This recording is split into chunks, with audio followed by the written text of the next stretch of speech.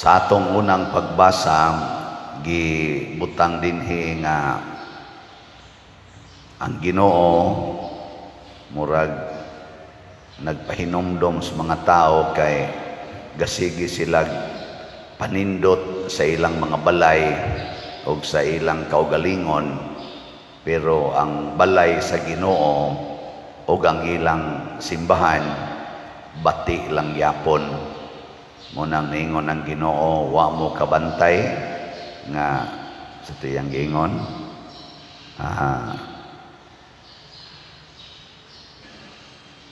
huna-hunaa ang inyong kahimtang, daghan kamo gipugas, apan jutay ray inyong naani, nakakaon kamo, apan wala gayod kamo mabusog, miinom kamo bino, apan wala kamo matagbaw, may bisti kamo, apan gitugnaw gihapon, ug kadtong may suhol nga madawat, sa marag nagsulod sa alkansiyang buslot. Sa may pasabot ani, wa gyud sila makabati og tinuod nga kalipay, kalinaw og katagbawan sa kinabuhi.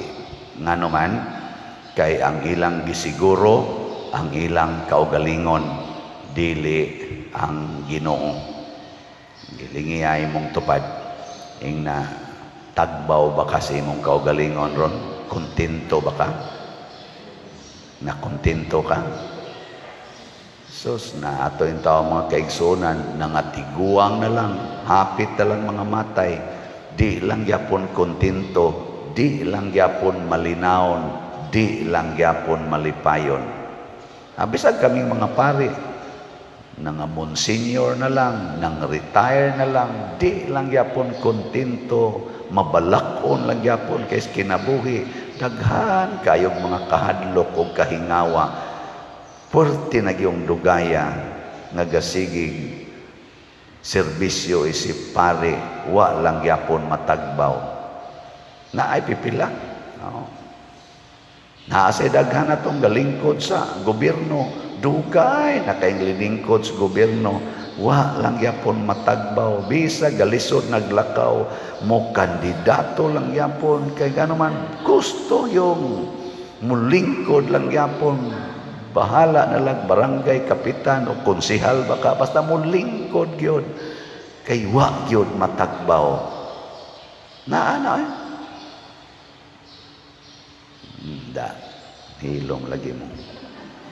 Si San Lorenzo Ruiz, batanon pa kaayo. Ang iyang mga anak, dili pasad hingkod. Niya, napasanginlan man ni siya nga siya'y nagpatay atong Spaniard dito sa Binondo, dool sa iyang gipuy-an. Gipangita siya aron patyon. Tungod kay naaman siya nagtrabaho sa mga Dominican nga fathers dihas kuan Binondo, ning hangyo siya nga tabangan siyang makatago, motong gipasakay siya sa galyon nga dunay mga tulo matingal ito ka upat bato ka Dominican nga Spaniards, kanya dunay usa ka Dominican nga pari sad pero Japanese. Ngadto sila Japan nagmisyon niya atong panahon na ang Japan sirado pa sila sa pag-welcome og mga relihiyon. Mautong ang iadto tago, pero tungod kay naa siya sa simbahan, sa nagbiyahe na sila padong sa Japan, iyang naamguhan nga mas importante di ay ang pag-alagad sa Ginoo kaysa tao. Mas importante di ay ang paghalad sa kinabuhi para sa Ginoo kaysa pagpreserbar sa kinabuhi. Motong pag-abot na sa Japan, niingon na ang mga Dominican fathers, lahos lang adtog sakay sa galyon padong sa Macau, kay moadto pa manig Macau, kami lay manaog nga ikaw sakay ngadto basin inigbalik anis Pilipinas, wala na tong nangita nimo. Pero si Lorenzo kay na-convince naman siya nga muhalad siyang kaugalingon para sa pagtuo ug naka hinulsol siya nga nahadlok siya sa kamatayon didto sa Binondo, ningon siya, manaog ko kuyog ninyo, gusto kong mahimong misyonero. Insa dili ra ba ni ang among pagkanaog basta-basta, inig kanaog namo, inigbalik namo, patay na, kay martyrdom ni. Naog siya para martyrdom. Kamo pasakyon mong barko niya, ingnon mo naog diri kay inig naog patyon mo, manaog mo dili.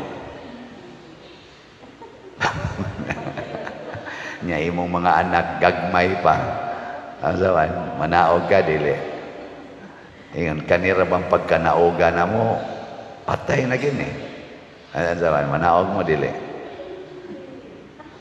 Lisod mangani mo gingon kinira bang pagkapalitag sa lahat, dinara ba nimo balik nimo? Ana. Oo.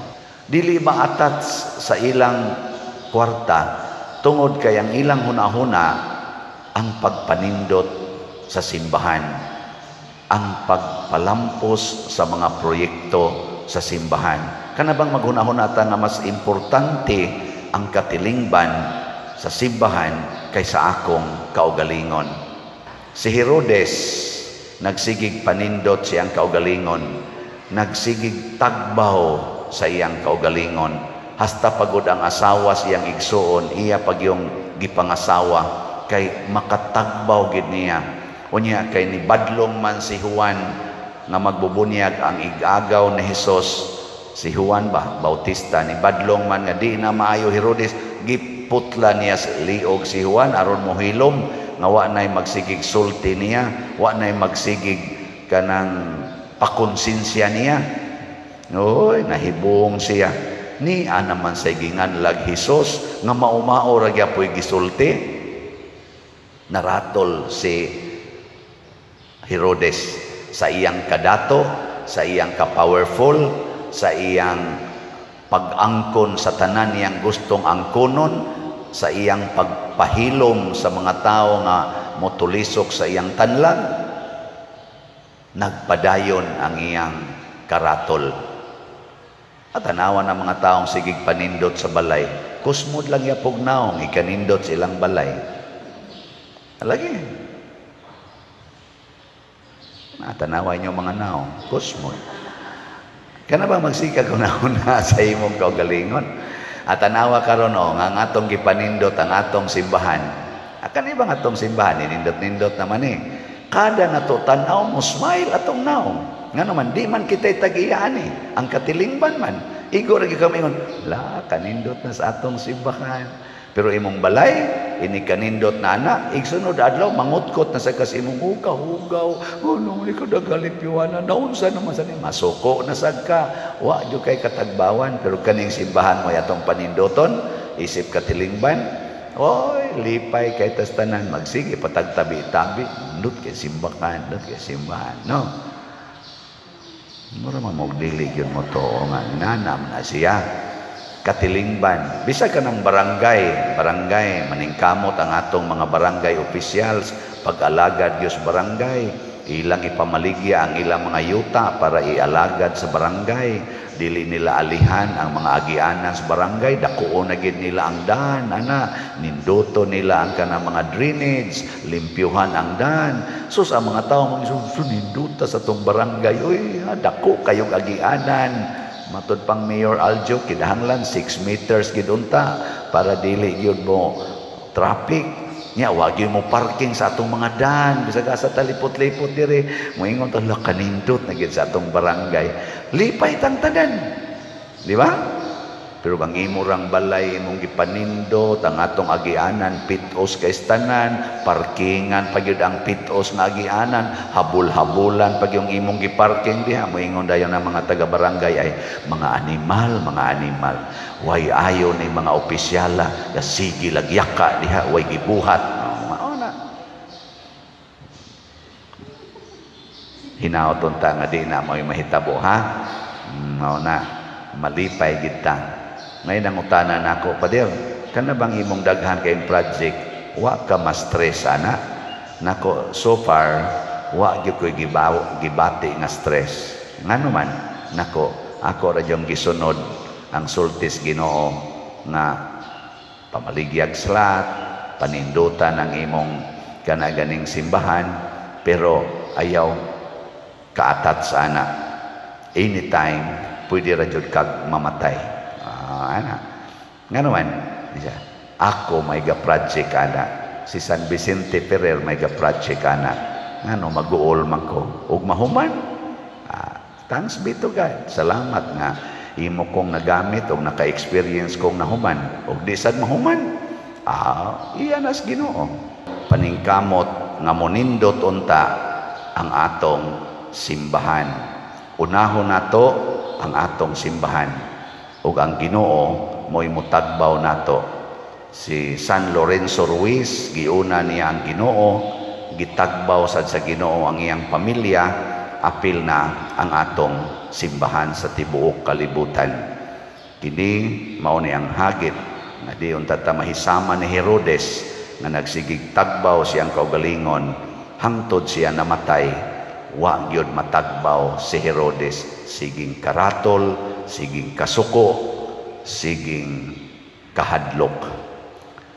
Sige, manindog na ta mga buutan.